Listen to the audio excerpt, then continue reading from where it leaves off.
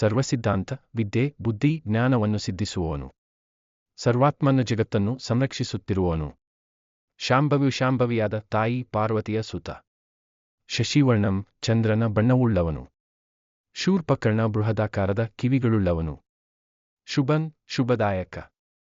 ಶುಭಗುಣಕಳನ, ಸರ್ವಕಾಯ, ಸರ್ವವಿಧಿಯನ್ನು ಬಲ್ಲ ದೇವರು. ಶ್ವೇತಬಿಳಿಯ ಬಣ್ಣದಂತೆ ಶುಭ್ರ. ಸಿದ್ಧಿದಾತ, ಸಿದ್ಧಿಯನ್ನು ದಯಾಪಾಲಿಸುವ ದೇವರು.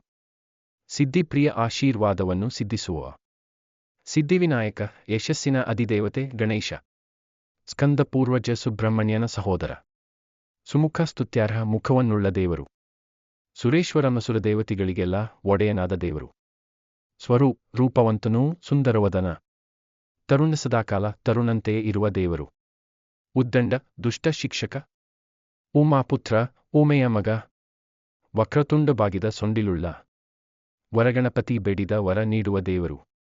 ವರಪ್ರದ ವರಗಳನ್ನು ದಯಪಾಲಿಸುವ ದೇವರು.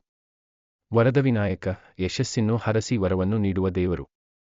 ವೀರಗಣಪತಿ, ವೀರನಾದ ಗಣೇಶ ದೇವತೆ ಈತ. ವಿದ್ಯಾವಾರಿಧಿ, ವಿದ್ಯೆಯ ಅಧಿದೇವತೆ. ವಿಘ್ನಹರ, ವಿಘ್ನಗಳನ್ನು ಹರಿಸುವವನು.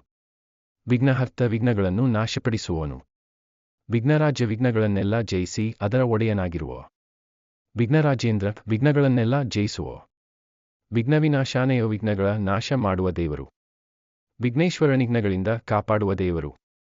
ವಿಕತ್, ಬೃಹತ್ ದೇಹದ ದೇವರು. ವಿನಾಯಕ, ಎಲ್ಲರಿಗೂ ನಾಯಕ. ವಿಶ್ವಮುಖ, ಜಗತ್ತಿಗೆ ಮುಖದಂತೆ ಇರುವವನು.